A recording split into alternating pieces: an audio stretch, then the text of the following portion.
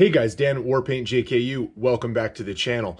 If you've never removed a leaf out of a leaf spring pack, then this video is for you. I'm going to talk to you guys and just very quickly show you how it's done in order to basically modify your suspension to maybe get a lower ride height or make that spring pack maybe just a little bit softer. Check it out.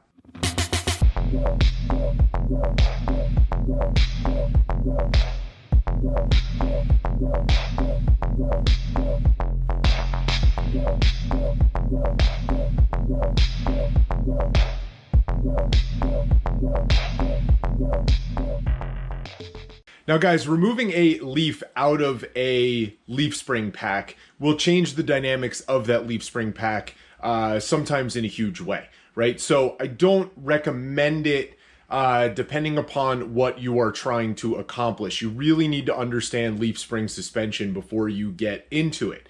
In our case, we are setting up a JKU with leaf springs on all four corners. I set up the front end with a Super Duty Dana 60 out of a 2011 F250, which obviously did not have leaf springs. So there was a lot of modification to do to that axle as well as the vehicle in order to get those springs under it.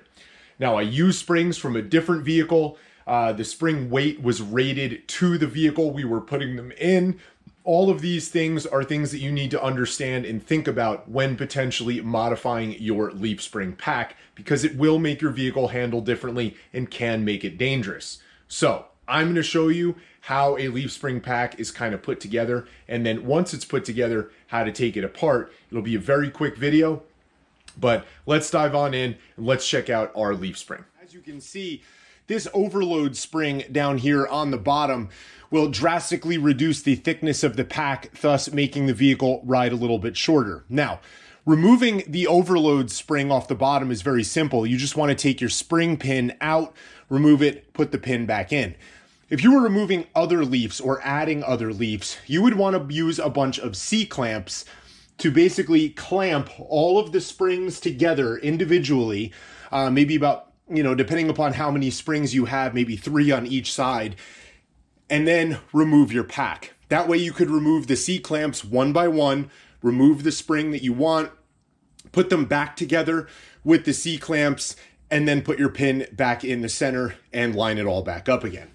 Now, these take different size sockets. On the top side of this pin, you have a nut. You're just going to want to remove that nut. Because we aren't removing any of the bands on the rest of the spring pack, nothing's going to happen to the spring other than separating this bottom overload spring. But basically, again, I'm not even going to tell you the size socket you need because it varies depending upon the spring pack you have. But you're going to get your socket on there.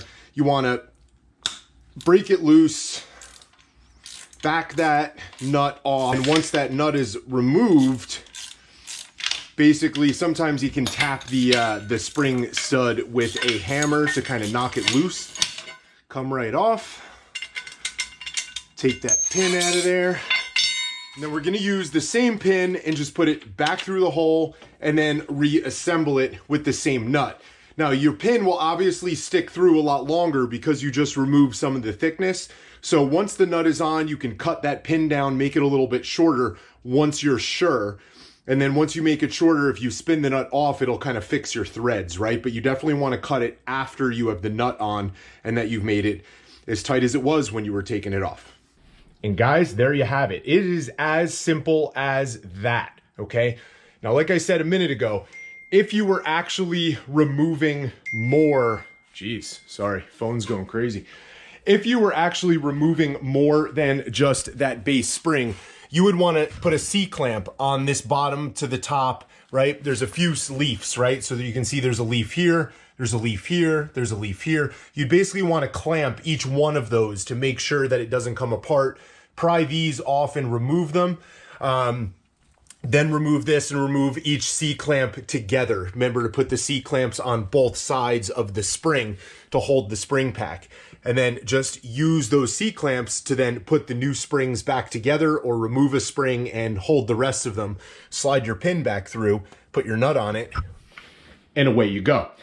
Now I know this can be kind of intimidating because those leaf springs hold a lot of weight. But again, as you can see, some C-clamps, and if you're just taking off the overload spring, you don't even need to do that. It's really not that difficult. But anyway, guys, I hope this helped you out. Get out there, go build something.